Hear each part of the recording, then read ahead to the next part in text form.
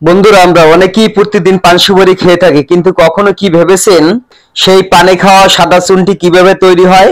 তাই আজকে আমরা এই ভিডিওতে আমরা দেখাবো গ্রামের পুরনো সেই ঐতিহ্য শামুক ও ঝিনুক দিয়ে কিভাবে খাওয়ার চুন তৈরি করা হয়।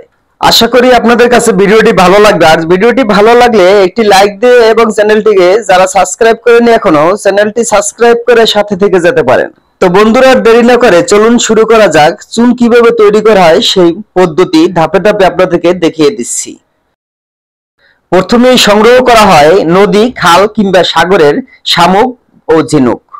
এগুলো সংগ্রহ করে জেলেরা সাধারণত বাজারে বিক্রি করে অথবা চুন কারখানার জন্য আলাদা করে সংগ্রহ করা হয়।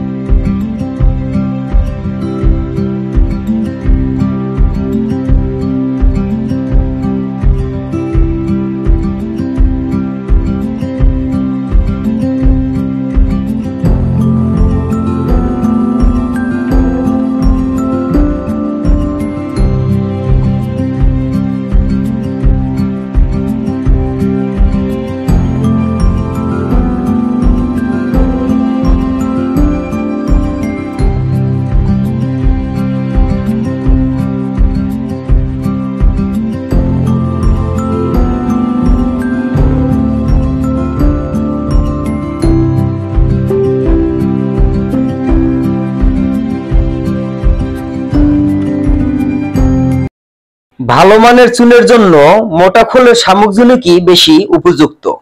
সংগ্রহ করা শামুক ঝিনুক ভালোভাবে ধুয়ে রোদে শুকিয়ে নেওয়া হয়। সূর্যের তাপে এগুলোর ভিতরে আর্দ্রতা বেরিয়ে যায় এবং পোড়ানোর উপযোগী হয়। এই ধাপটি খুবই গুরুত্বপূর্ণ, কারণ আর্দ্রতা থাকলে চুন ভালোভাবে পুড়ে না। এবার শুকিয়ে নেওয়া শামুক ঝিনুক মাটির বড় চল্লিতে সাজিয়ে সুন্দরভাবে প্রস্তুত করা হয়। কাঠ, পাটখড়ি বা অন্যান্য জ্বালানি ব্যবহার করে এটি প্রায় 8 থেকে 10 ঘন্টা পোড়ানো হয়। এ সময় ঝিনুকের খোলের ভিতরের ক্যালসিয়াম কার্বনেট ভেঙে তৈরি হয় ক্যালসিয়াম অক্সাইড, যেটি হলো কাঁচা চুন।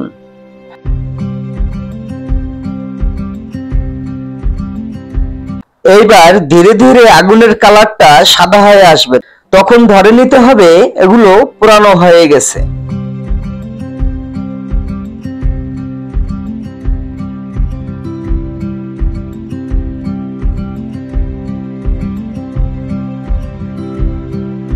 চুল্লি ঠান্ডা হলে সেই পুরনো ঝিনুকের খোলগুলো পানিতে ভিজিয়ে রাখা হয়। পানির সঙ্গে প্রক্রিয়ায় এগুলো থেকে তৈরি হয় খাওয়ার উপযোগী সাদা চুন। তখন পানি ফুটতে শুরু করে এবং চুন তৈরি হতে থাকে। তবে একসাথে বেশি পানি দেওয়া যাবে না, তাহলে এরকম বিপদ হতে পারে। এভাবে প্রস্তুত চুনগুলো কিছুক্ষণ রাখার পর এভাবে সেকে নেওয়া হয়, যাতে ময়লা বা অমেধ্য বাদ যায়। এরপর এটি পাত্রে সংরক্ষণ করা হয় বিক্রির জন্য বা ব্যবহারের জন্য। এভাবেই তৈরি হয়ে থাকে বন্ধুরা শামুক ও ঝিনুক দিয়ে চুন। এভাবেই তৈরি করা হয় আমরা যে প্রতিদিন পানের সাথে চুন খেয়ে থাকি সেই সাদা চুন।